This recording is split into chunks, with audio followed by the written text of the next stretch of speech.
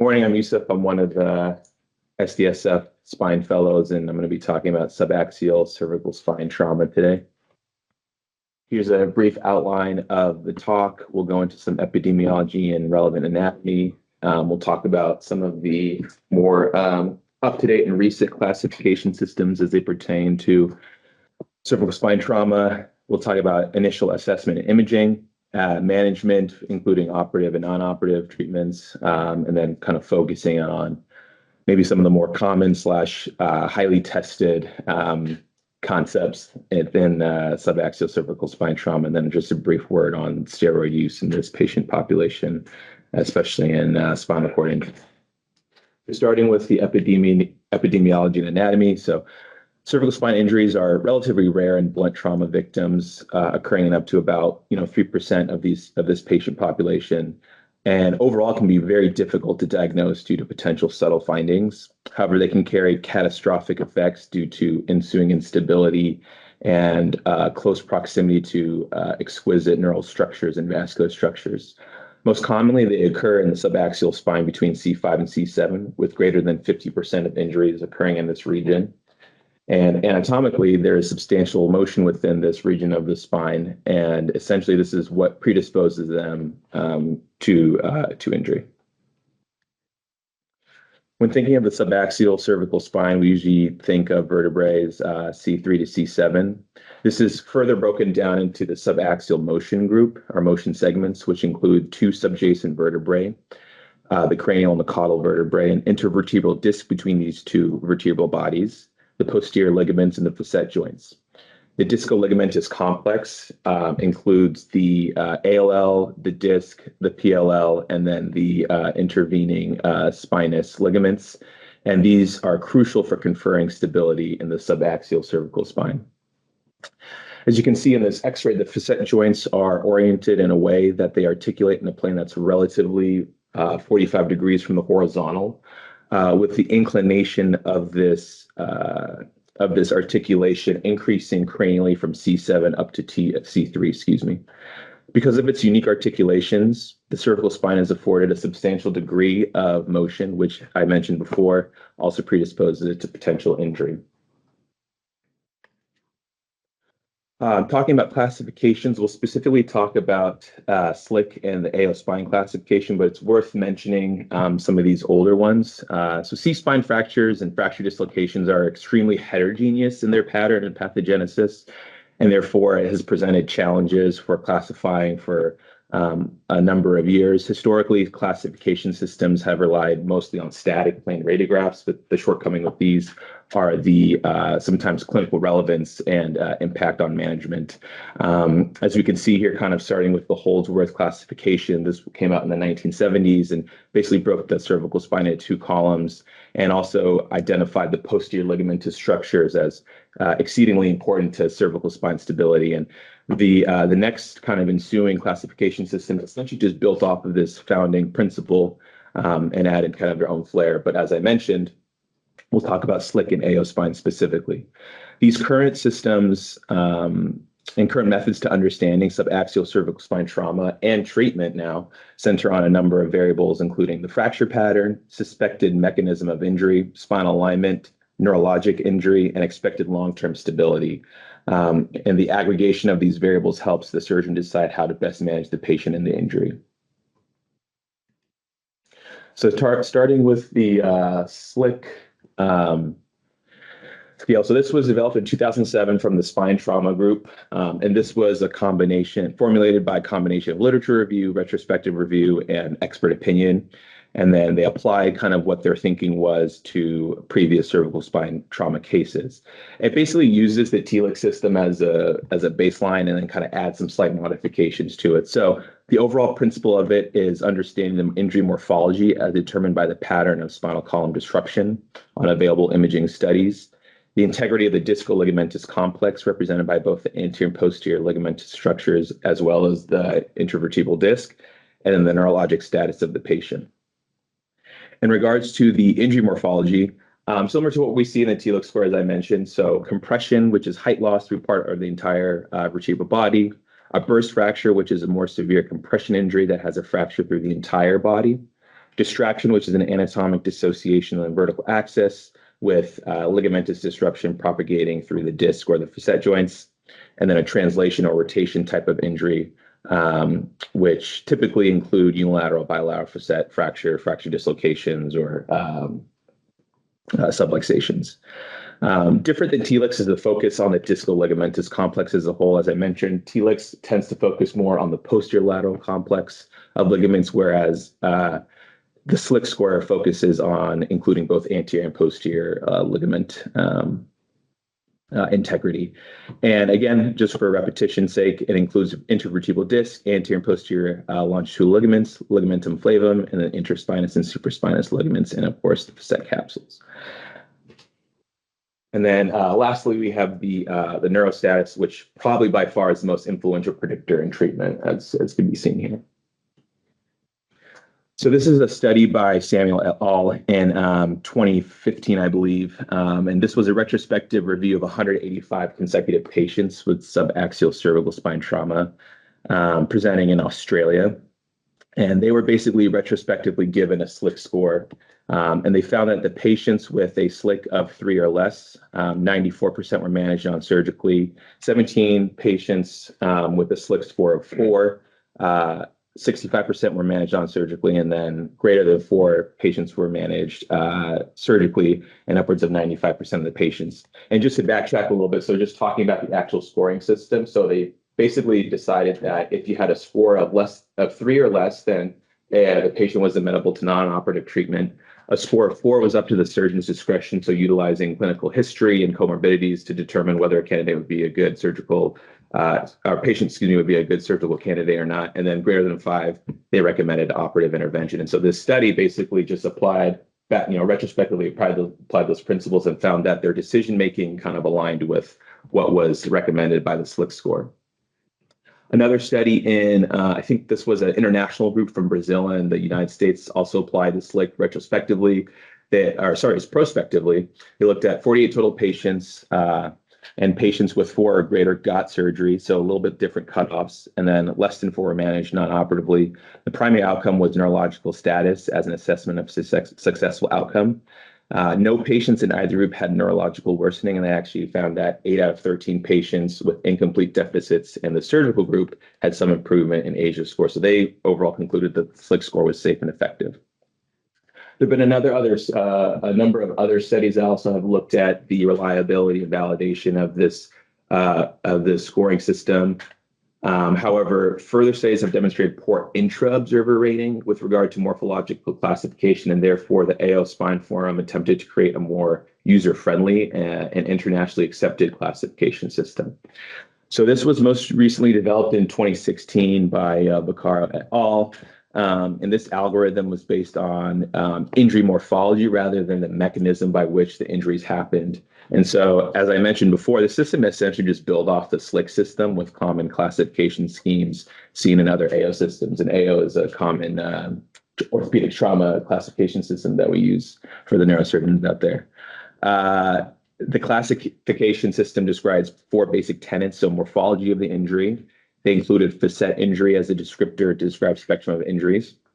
Neurologic status rated in 6 parts, and then case-specific modifiers, which I'll kind of show in a little bit.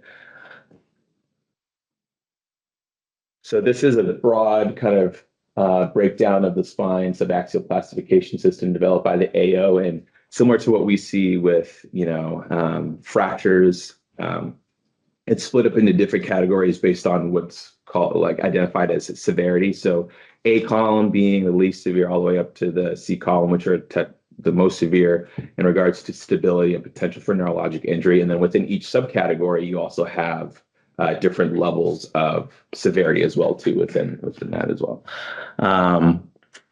As I mentioned, they're also included a type F for facet injuries, as these kind of are a little bit different spectrum of injuries. And then there's also a modifier for bilateral injury. Additionally, they have these modifiers for neurologic injury. So examples that you can see here on the left, and then further modifiers based off of clinical presentation / imaging findings / clinical findings that could also influence surgical decision making one way or the other. This was a retrospective study in 2017 that looked at the prediction of injury severity and neurologic outcome of the AO spine classification.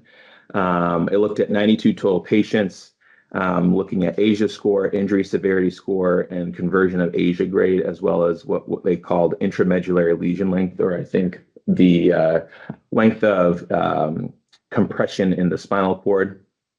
And basically, they found that higher classification fracture patterns, so the type C, had the worst intramedullary lesion length and less likely conversion to a better AGIS score. And therefore, they said that the AO spine classification successfully predicts injury severity and neurologic outcome. I think take this with a little bit of grain of salt. There's a number of people here involved with the making of the AO spine classification system itself, but nonetheless, some literature that supports the use of this system. Now going on to initial assessment and imaging. So, you have a trauma patient come in. I think we're all accustomed to the basic tenets of advanced trauma life support. Always start with your ABC, so airway, breathing, and circulation. It's important in any patient, including spine injury patients. Then once that's stabilized, you can move on with stabilizing the C-spine if there's concern for instability, typically with a rigid C-collar fixation. Next, you're going to move on to a spine focus exam, and there are a couple of things that you can glean pretty quickly that might help inform you of what exactly is going on. So cervical posture, or if you see any rotational or angular position of the head, it may indicate potential for dislocations of subluxations. Palpation of the spine, you're assessing for any step-off or tenderness. And then neurologic exam, obviously seeing if they're having any focal neurologic deficits.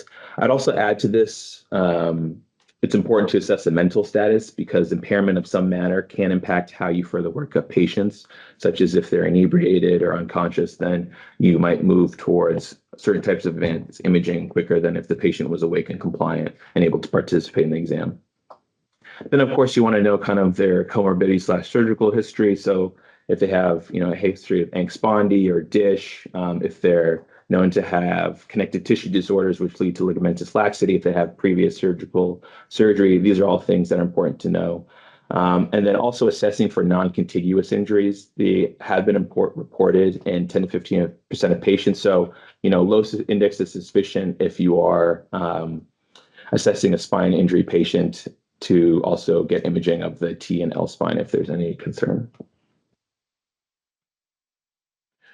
So in terms of imaging, obviously radiographs are probably the first go-to. The lateral obviously is very helpful in determining kind of overall alignment. AP and odontoid views can be helpful too. And I think Gotham had a great slide on the different spinal lines on the x-ray, so I won't belabor it, but they can obviously be helpful. However, their sensitivity is only about 30 to 60% in evaluating imaging. There's been some debate about the use of flexion and extension imaging, and potentially can give you more of a dynamic information about the stability of the spine, but you really can only use these in special occasions in which you're confident that you won't cause further neurologic injury. Additionally, their utility has been questioned due to a lack of the ability to actually visualize the C7T1 joint and the need for excessive flexion to actually see any form of instability. So you need to get the neck flexed to about 30 degrees to actually see some level of instability if possible.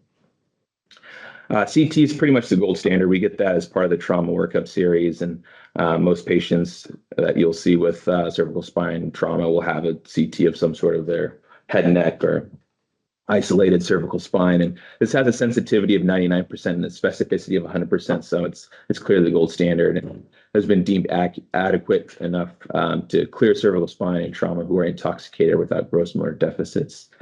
MRI, I think we probably typically use MRI pretty routinely, again, to assess more of the soft tissue and ligamentous structures.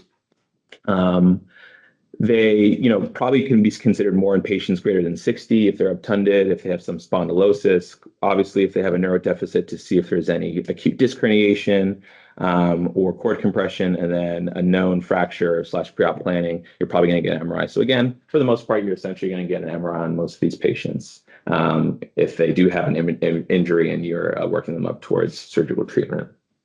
And then a CT angiography can be helpful for identifying vertebral artery injuries, concomitant vertebral artery injuries. And this can happen in up to 17 to 25% of patients if there is an injury through the transverse foramen. So always good to identify these, but also going to be helpful for preoperative planning to understanding the vertebral anatomy. Next, we'll talk about management. So just a brief word on non-operative management. No consensus really exists on which injuries are deemed stable enough for non-operative management or a precise non-surgical treatment protocol. I think practically you have to look at, the things that the classification systems talk about, which is the stability of the injury pattern, the neurologic compromise, and patient comorbidity. So factoring all these into the decision-making is important when you look at this patient population. In general, if you're using like the SLIC score, then patients with a SLIC score of less than 4 typically fall into this category and are likely amenable to non-operative treatment. Non-operative management typically entails rigid cervical orthosis for about 6 to 12 weeks with regular follow-up and radiographic and clinical evaluation. Surgical management should be considered in patients with unstable injury patterns or potential for neurologic compromise or already present neurologic compromise.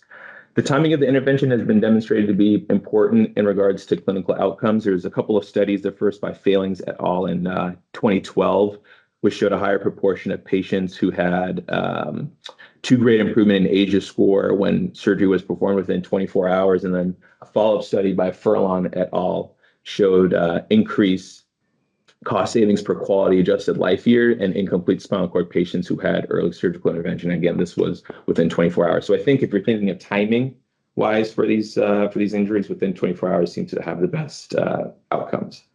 Surgical approach in cervical spine trauma patients, no studies have demonstrated differences in neurologic recovery or patient-reported outcomes between anterior and posterior approach. So it's typically what the surgeon probably feels comfortable with / what maybe the fracture or the injury pattern kind of gives you in terms of how to best stabilize it. Now, I'm going to look at a couple of specific injury patterns. So compression or burst injuries typically result from axial load, leading compressive forces across the vertebrae. This is the AO type A pattern. And non-operative patients, typically you want to see stable, maybe mild compression fractures with intact posterior ligaments, no serious kyphotic deformities. If they're unstable or if there's any concern for spinal cord compression, then that's obviously going to lead you towards the operative intervention. In terms of approach, because this is an anterior column injury, people probably typically use an anterior approach in the form of a decompression, maybe a partial corpectomy or a total corpectomy, and then form of anterior column reconstruction, whatever the surgeon feels comfortable with fusion and instrumentation.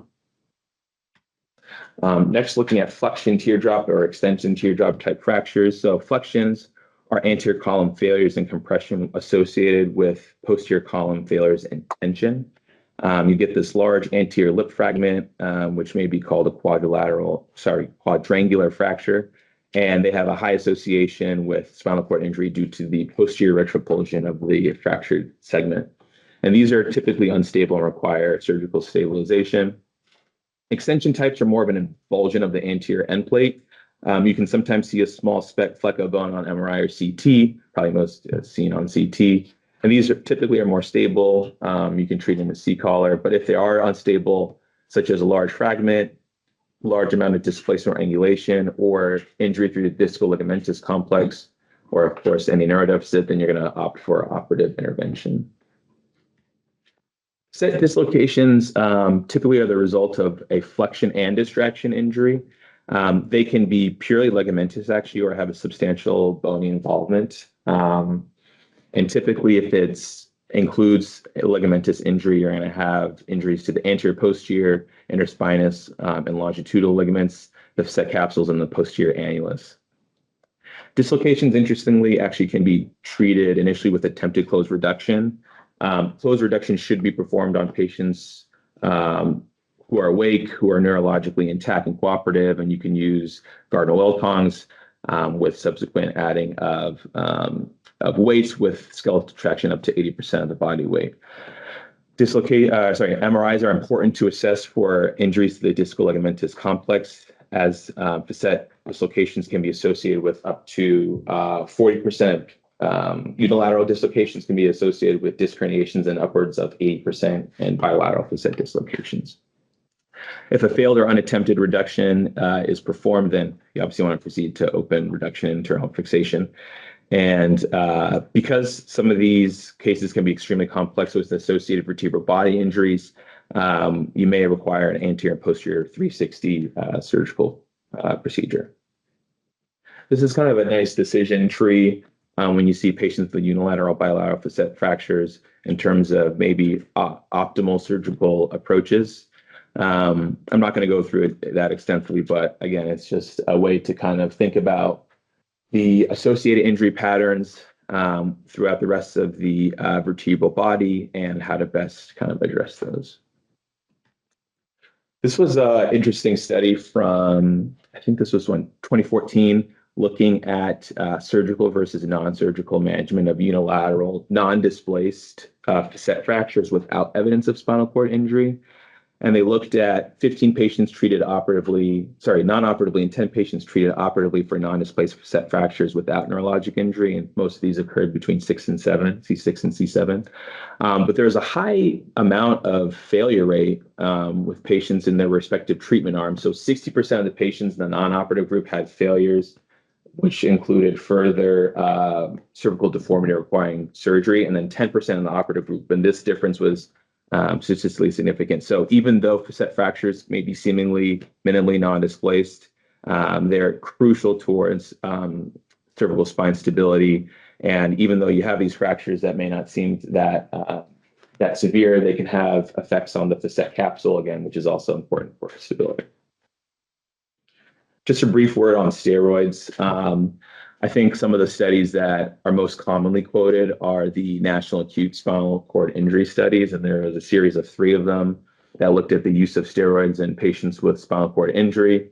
The initial outcomes of these studies showed that there was no difference essentially in the use of high versus low steroids, methylpred versus naloxone versus placebo, and then no difference in the use of steroids for 24 hours versus 48 hours.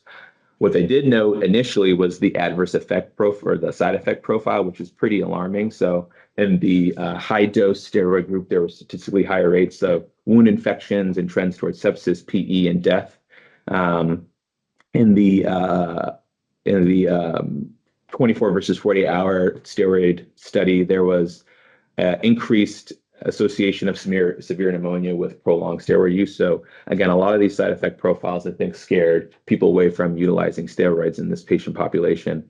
Post hoc analysis did show maybe some improvements in motor scores when treated within 3 to 8 hours. And so I think some people kind of use this cutoff as potential for the use of steroids, especially in like a young patient who may not have as much of a comorbidity profile, could potentially benefit from the use of steroids. This was a clinical guidelines paper from 2017 published in the Global Spine Journal, which kind of took all the data and gave some recommendations. And again, when methylpred was administered within 8 hours, the pooled results at 6 and 12 months indicated modest improvements in mean motor scores compared with the control group. So they gave these recommendations of not offering 24-hour infusion of high-dose methylpred in patients who present after 8 hours with acute SCI. If they did present within 8 hours, they suggest that you can offer that methylpred treatment as an option. And then they would not recommend doing 48 hours of high-dose methylpred to adult patients with spinal cord injury. All right, so in conclusion, you have to have a high index of suspicion with cervical spine trauma.